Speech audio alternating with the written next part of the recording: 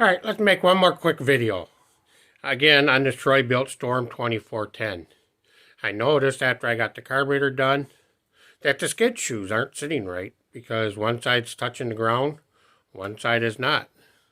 Let me show you. So right down there, you can see this side's touching the ground.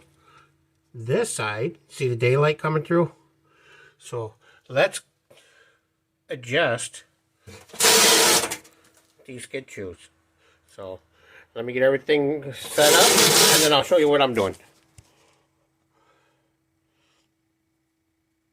Again, this is just going to be a quick video of adjusting these skid shoes. So, in case you're wondering, there's a small washer right there and another one there. Those washers.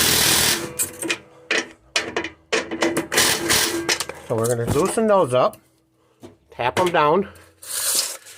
Those washers are going to make it so that's how high it's going to stay off the ground. So again, we're going to loosen up the top down.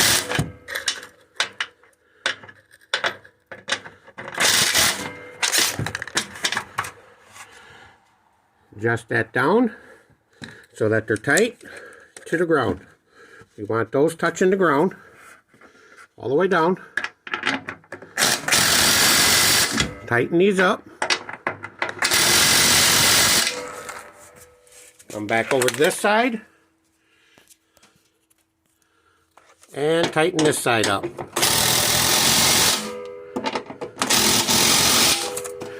If you've seen before I went to the other side, I've already tapped that down. Okay, now that we got everything tightened back up, took the washers out, you can see a little bit of daylight on both sides. You don't want that scraper bar actually scraping on the ground. I mean, you can if you want, just wears it out faster. Your skid shoes are going to eventually wear it down, that's going to come down. So I suggest going maybe a 1/16 of an inch, 1/8 of an inch from the ground and be done with it. So that's how I do it. You can do it how you want. Till next time, take care.